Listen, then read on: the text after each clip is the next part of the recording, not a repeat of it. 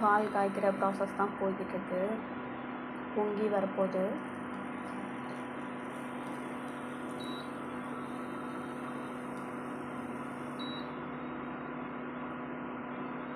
இது நல்லா வந்து ஒரு 5 நிமிஷமாவது நல்லா கொதிக்க விட்டுட்டு நல்லா பால் வந்து ஆட வர்ற அளவுக்கு ஜீனி போட்டு கலக்கி வச்சுருக்கோம். அதனால் அதில் உள்ள அசடெல்லாம் அதில் இருக்கும், மண் தூசியெல்லாம் இருக்கும். அதனால் நம்ம வடிகட்டி இன்னொரு பவுலில் மாற்றிக்கலாம். ஓகே, அடுத்து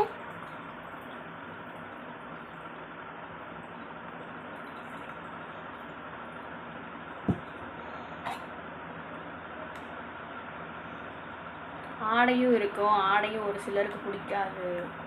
அதனால் நம்ம வடிகட்டி போட்டுட்டோம்னா கொஞ்சம் ஈஸியாக இருக்கும். அந்த விதை பிளாக் கலரில் இருக்கும்ல, அதை மட்டும் எடுத்து நான் நச்சு வச்சுருக்கேன். இது வந்து நம்ம ஐஸ்கிரீம் செய்யும்போது எல்லா பால்லையும் கலக்காமல் ஒரு கொஞ்சம் ஒரு இது இந்த அளவு இல்லைன்னா இதை விட எல்லாருக்கும் ஏலக்காய் டேஸ்ட் பிடிக்காது. அதனால நம்ம கொஞ்சமாக சேர்த்தா போதும்.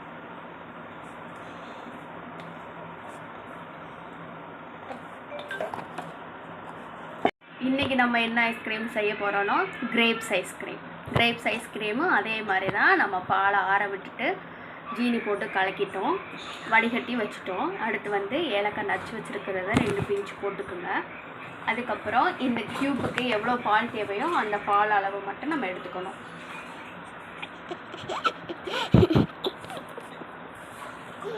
பால் அளவு எடுத்தாச்சு. ஒரு ஸ்பூன். இப்போ வந்து நம்ம கிரேப்ஸ் எசன்ஸ் எடுத்துருக்கோம். இந்த எசன்ஸை இப்போ நம்ம வந்து எடுத்து வச்சுருக்க பாலில் கலக்கலாம். பாலுக்கு தேவையான அளவு மட்டும் எடுத்துக்கோங்க.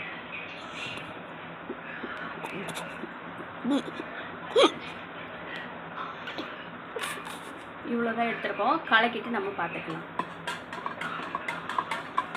என்னம்மா கிரேப்ஸ் ஐஸ்கிரீம் இந்த கலரில் ஓடுது, என்னம்மா ப்ரௌன் கலரில் வருது.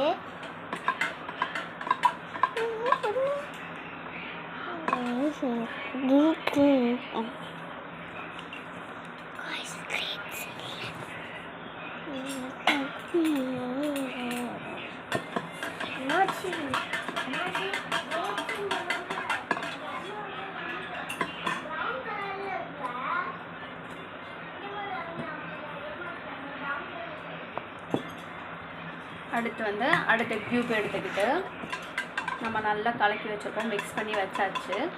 இதை நம்ம இந்த க்யூப்பில் ஊற்றிக்கணும்.